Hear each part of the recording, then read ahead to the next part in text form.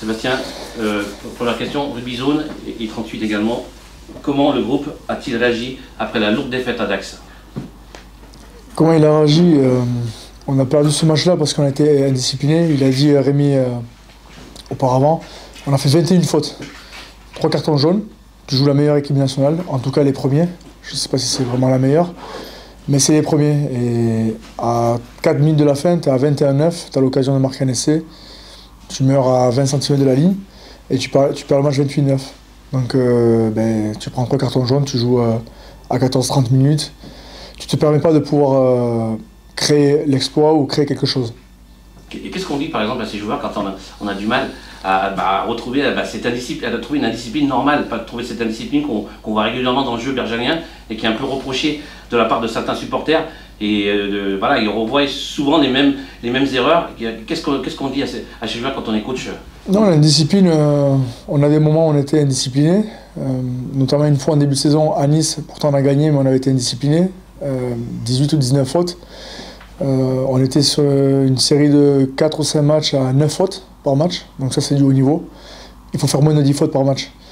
Quand tu es indiscipliné et que tu fais 21 fautes, c'est l'individu. C'est chacun, on doit prendre ses responsabilités et être responsable sur le terrain pour ne pas faire de fautes et pour ne pas entraîner les autres à faire des fautes. Donc à un moment donné, il faut se prendre en main.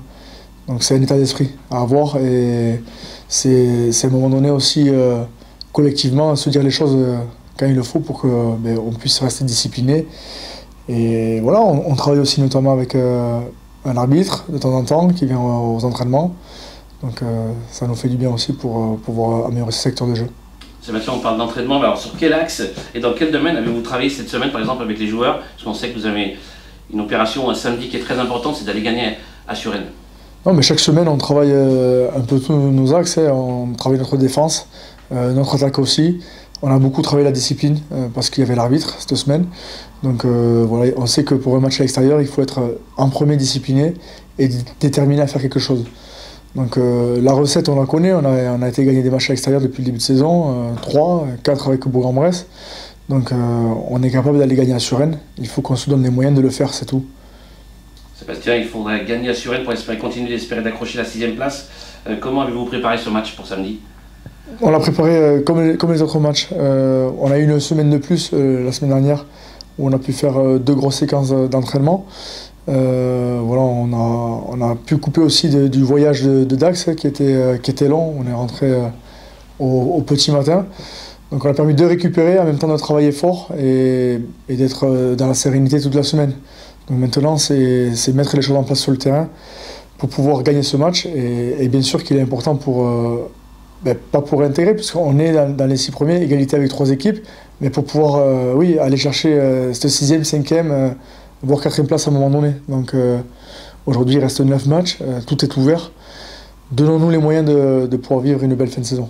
Sébastien, je vais brûler un peu les étapes. On a parlé dernièrement du retour de Jérémy Gontran pour la saison prochaine. Je sais que c'est peut-être une question qui serait peut-être plus posée au directeur sportif, mais comme vous êtes là, je vais la poser. Comment s'est fait le choix de Jérémy Gontran? Expérience de haut niveau ou plutôt ancien bergalien? Les deux, c'est quelqu'un qui connaît bien la maison. Hein. Il a joué ici, il a vécu des bons moments ici. La remontée, je pense, en Pro D2. C'est quelqu'un qui a joué au niveau, qui a joué à Lyon, à Oyonnax. Il a cette expérience-là, il joue 9-10. Voilà, il a 33 ans, donc il est plus tout jeune. Mais il peut nous amener cette expérience qu'on a sûrement besoin parce qu'on a aussi des jeunes joueurs à ce poste-là. Donc c'est une bonne chose, c'est quelqu'un qui peut nous amener cette expérience, mais aussi de la stratégie. Voilà, quand tu as 33 ans, tu n'as pas la même stratégie à 20 ans. Donc voilà, ça peut permettre aussi aux autres demi-mêlées d'élever leur niveau de jeu. Il y aura une forte concurrence.